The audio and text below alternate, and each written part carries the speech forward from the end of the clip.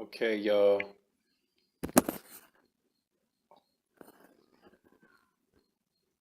Is medical marijuana a scam? The medical marijuana movement is a scam. The dirty little secret pot pushers don't want you to know about. States have passed so-called medical marijuana laws under the theory that pot has medical benefits that can't be produced by other legal means. But what if there was a Food and Drug Administration approved drug that gave you all the benefits of the active ingredients in marijuana, such as tetrahydrocannabinol, THC, or cannabidiol? What if that drug had been rigorously tested through clinical trials to make sure that it worked as promised, was properly dosed, and had no unanticipated side effects? And what if you can get that lawful drug from your doctor in pill or liquid form? And what if there were three such different FDA approved drugs and two more on the FDA approved fast track? Would it surprise you to know there already are three FDA approved THC drugs and that at least five more are on the way? We suspect so, because the pot pushers, those that push smoked and edible marijuana as medicine, don't want you to know about these safe alternatives. Some of those FDA approved drugs have been around since the 1980s. That's right. The dirty little secret they hide from you is that you don't have to smoke marijuana, eat it in a brownie, or chew it in a marijuana laced gummy bear to reap medicinal benefits of THC. The three FDA approved drugs are Marinol, Sesamet, and Syndros. Drugs like Syndros show great promise for countering today's dangerous medical marijuana movement. In early July, the FDA approved Syndros as the first orally administered liquid form of THC.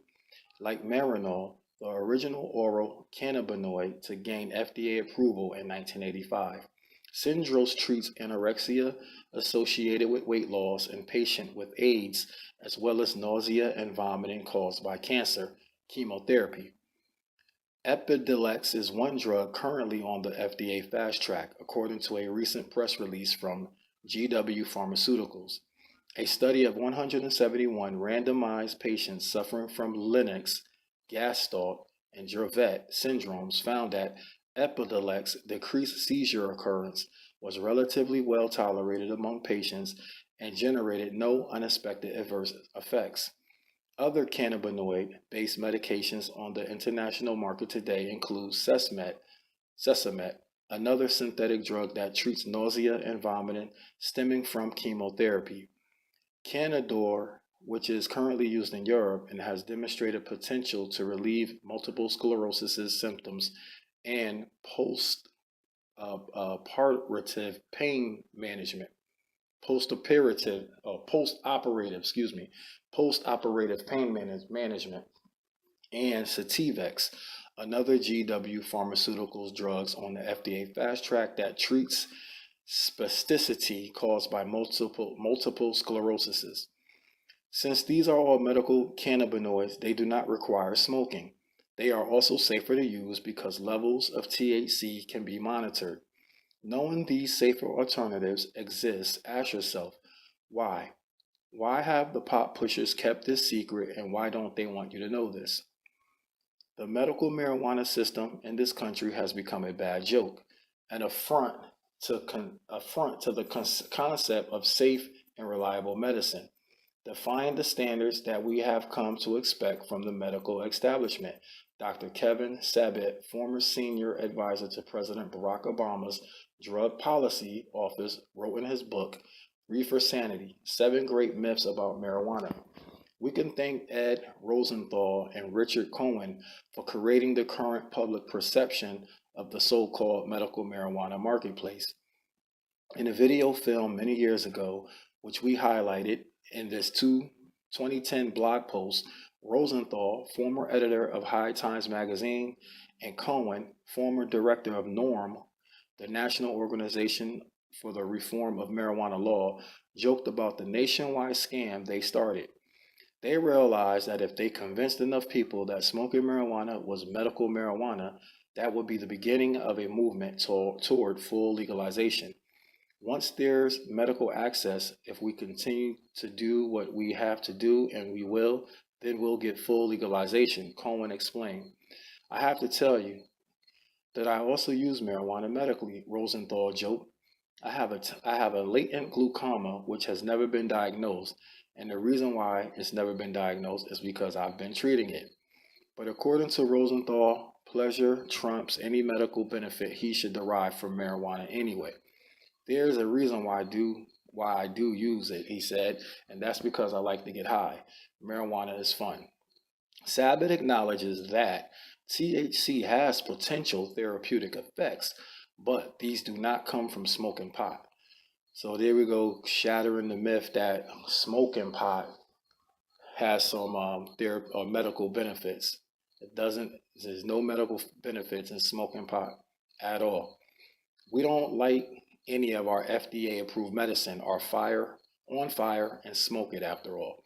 With the average strength of marijuana being 5 to 6 times what it was in the 1960s and 70s, the repercussions of marijuana and legalizing it are more evident than before. Some of these include higher risks of motor vehicle accidents, heart attacks, and impaired immune systems, and short term memories. Evidently, the pot pushers don't want you to know this truth. America is being sold a false dichotomy. We can either stick to our current failed policies or we can try a new approach with legalization, Savage said. Sadly, this kind of black and white thinking conceals the fact that there are better, more effective ways than either legalization or incarceration to deal with this complex issue. Cannabinoid based drugs are better alternatives because they reap the benefits of marijuana's therapeutic component safely, as well as have the potential to become FDA approved if they aren't already. So, next time Pop Pushers encourages a state to enact so called medical marijuana laws or goes for full legalization in violation of federal law, ask them, why are they pushing an unsafe, untested product of instead of pushing FDA approved THC? Um, my thoughts on this is I I have smoked weed and I'm a social smoker. I may light up if the occasion permits.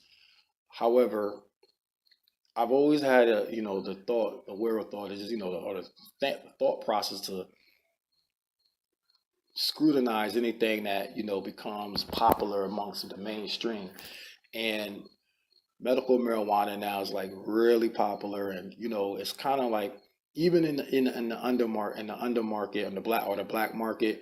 I know people that are banking on medical marijuana cards and they don't really have any problems, or they might have some problems, who knows, but they just like to smoke weed.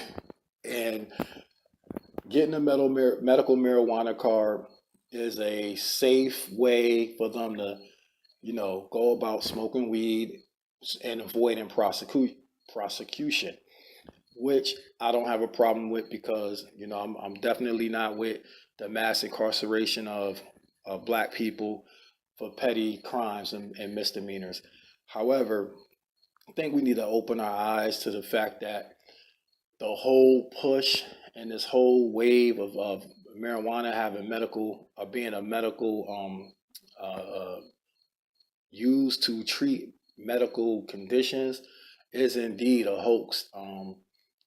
It does have therapeutic effects, again, like the article said. However, that is within it's within the molecules and within the, found within the oils and deep within the cannabinoids of the plant.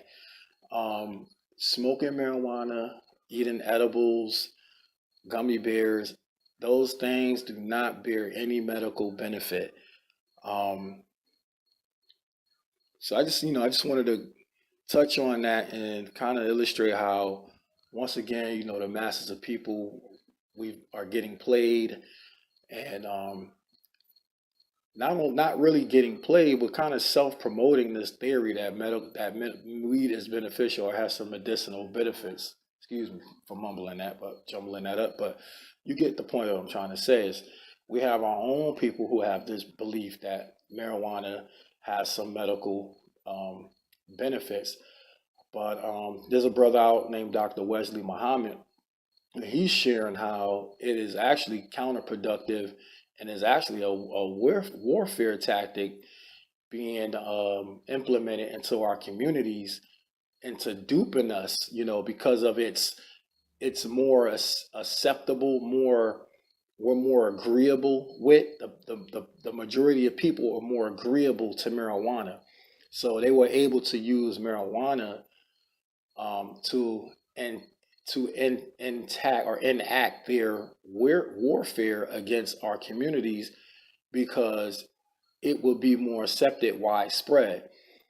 He made a point of how at one time they used crack, and crack was very damaging.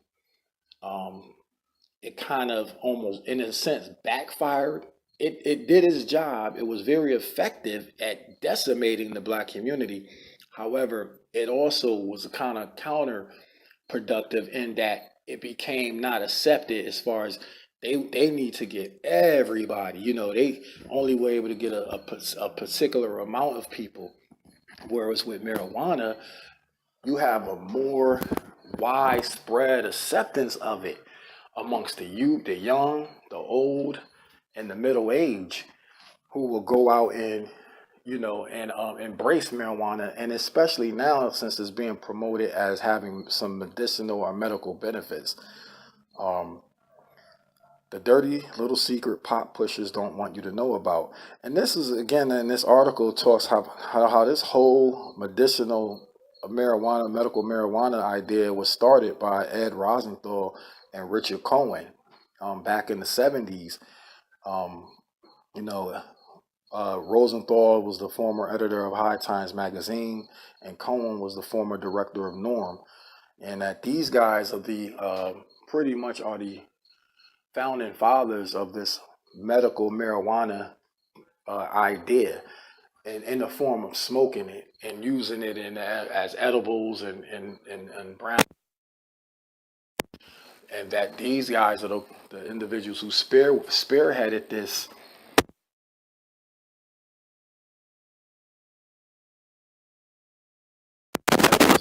will provide a medical benefit. Um, Something else that went across the internet: the National Cancer Institute finally admits that marijuana has medical benefits. Lord, Lord, Lord, Lord. This shit shouldn't be going this slow. That shouldn't be loading up that slow. Damn. This is Snoop's.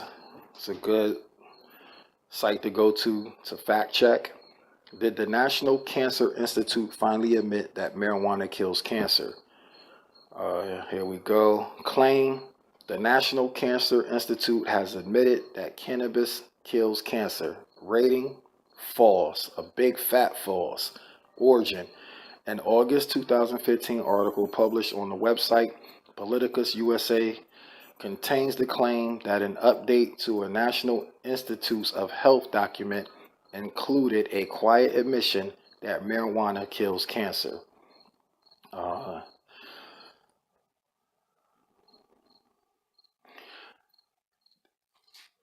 what they're saying now, if you go deeper into this study, it has therapeutic benefits, but that's found within the cannabinoids, and that's found within the THC, which is usually extracted in oil form and other forms. And furthermore, you don't necessarily it can be extracted in a way where and reproduced into over the counter FDA approved drug form to give you that same experience as taking the utilizing the marijuana. So where the hopes come in at is that you can achieve these same results by smoking marijuana. And that widespread notion is false.